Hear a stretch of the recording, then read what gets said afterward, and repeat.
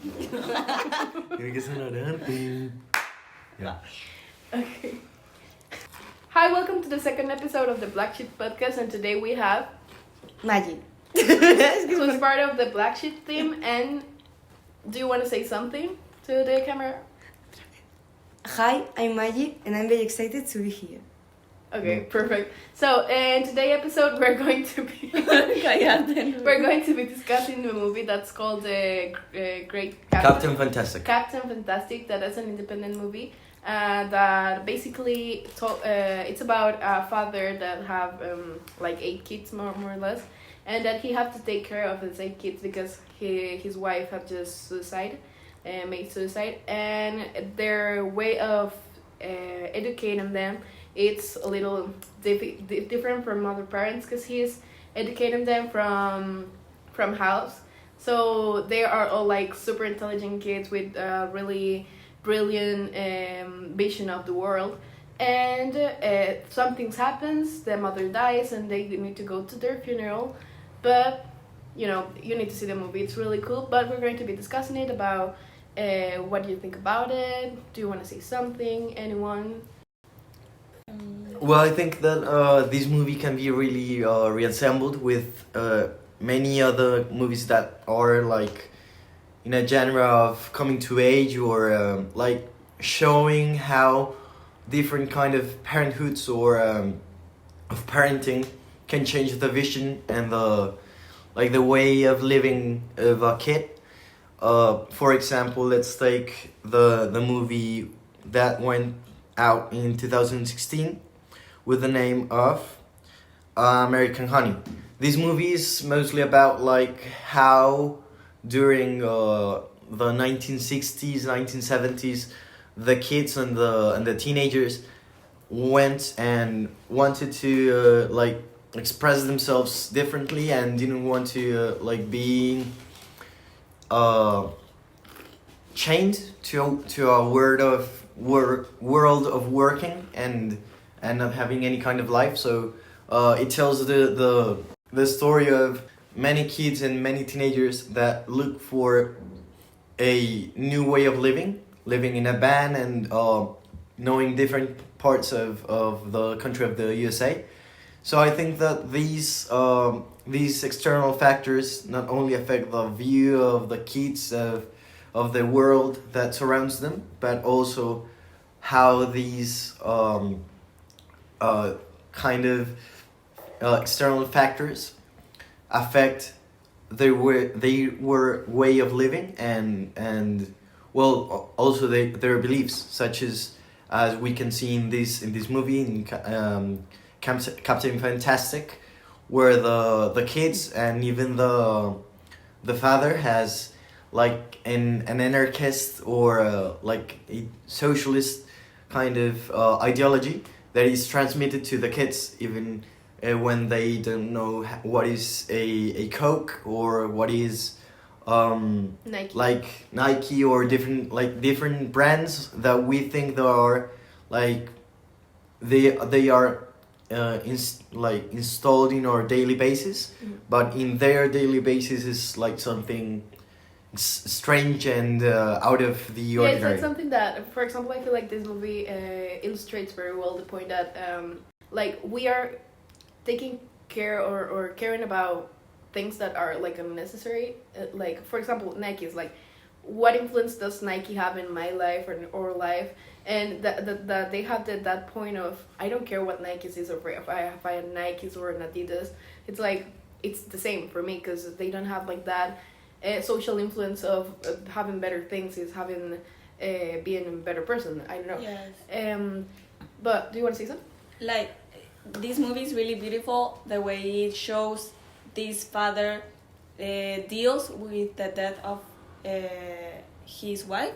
Yeah. And how he gets in charge of 8 kids and he tries to educate like each of them, and it's a really, I don't know, like a really healthy way where they learn things and grow. Yes, because also there's like this point that they are like in a dinner and like the aunt of the kids, they says that says that she died, tries to lie about the death of the mother, and tried to say that it was because of a sickness, and the father instantly said like, no, he died because she suicided first, because he want the kids to know what really happened. And that's like a really important part. But also you have like this other point of the view of the family, that it's okay, you have this good because you don't lie to your kids, you tell them the truth.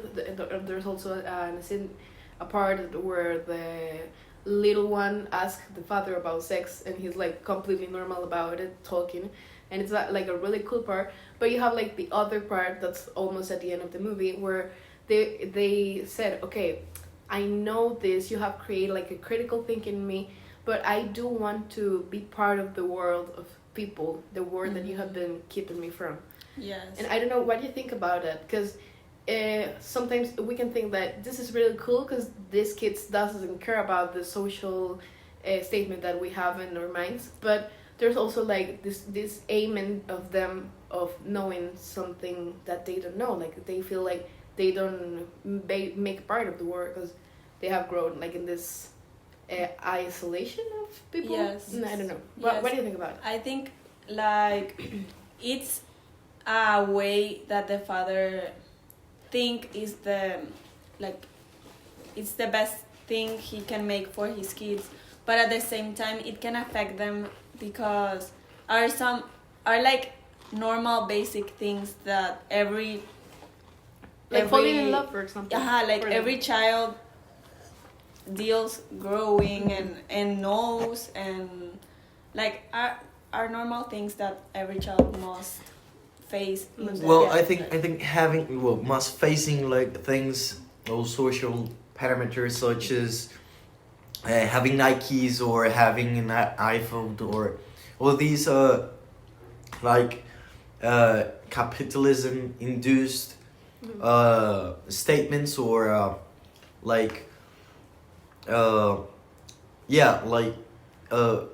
illusions that we need to have an Nike, we need to have an iPhone, which isn't true. These are things that kids shouldn't live through, and are just like delusional and is made for companies to have on like a reason to defend their ideas and sell more shoes or sell more phones because people think that they need these phones or these shoes or their products, but they really don't. They can live with the bare minimum.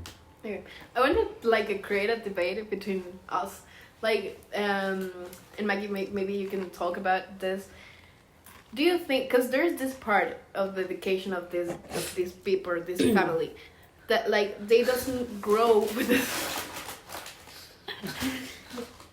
they doesn't grow with this stigma of having material things, but they also don't create this social like life, like social the bare minimum, like talking to each other. Like they cannot talk to another person that's not their family like normally because they don't know how to, because they think and they talk in a very specific way, and they talk like in a really like we're right now talking normally, right? And maybe I can start talking like from a gossip or anything, and like they don't get that. So they don't create this social structure of, okay, I need to make friends, and then I need to go to school, and then I need to get married or anything. Like, for example, the oldest one, he kissed one girl, and he have never kissed a girl, and he has never had like this interaction with girls, and he instantly fall in love. So he doesn't know how to create this social abilities. Maybe I don't know how to talk. So do you think like the open question of the debate? Do you think it's okay like to everyone should have this kind of education, even though we wouldn't create this social interactivity between humans, like we will be like robots? Or what do you think about that? I don't know. Well, for me is I think the social interactions shouldn't be like limited to what I was saying, like having the nicest phone, or even with social cues, or even cultural cues, which are like if someone invites you to a party, or invites you to drink alcohol, and you don't like going to parties, or drinking alcohol, well, you didn't have like the obligation to drink alcohol, or have to party.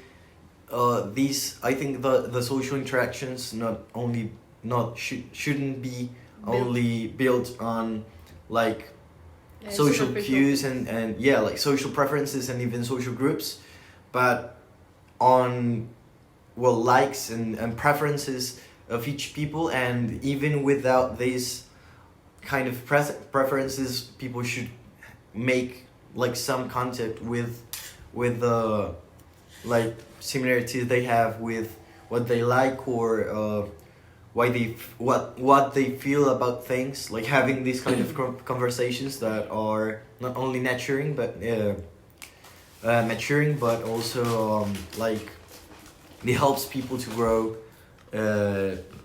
spiritually and even mentally. Mm-hmm. What do you think, Maddie? I feel like the education they received is very impressive, because the young girl that is only 8, I think, she knew a lot of things about Constitutional things. yes, about the constitutional things, and all the kids knew how to survive in the forest or something, just with a knife and things like that. And I think that's very impressive. But the fact that the movies, just in the real world, I think that they should also have those interactions that they lack of, because knowing how to communicate and interact with other people, I think that's very crucial, since I mean, they only talk between them, they don't have any kind of interaction with other human beings, and with other opinions, with other minds, with other thinkings that we we as humans are like a mix of a lot of thinkings. Like, we together today, we are interacting, and you don't have the same view of life that I have, so we have like that opportunity of exchanging that they, like, I think they lack of, because they all have like the same brain bubble. And this is something that I want to take out from the movie, that once the kid, the oldest of the child, he said to the father, like, I know everything that's in books, but out of books I don't know nothing. So like they don't have the opportunity to exchange different point of views on some or to interact with people. So I think that in conclusion, all in all, we think that this podcast is a little short, but I think it's mostly because we don't want to give you all the ideas and indoctrinate you into thinking something about the movie, or having some ideas that you maybe don't have. So we think, and maybe we encourage you to watch the movie. And to comment your opinions on the theme, and even if you have any questions or any kind of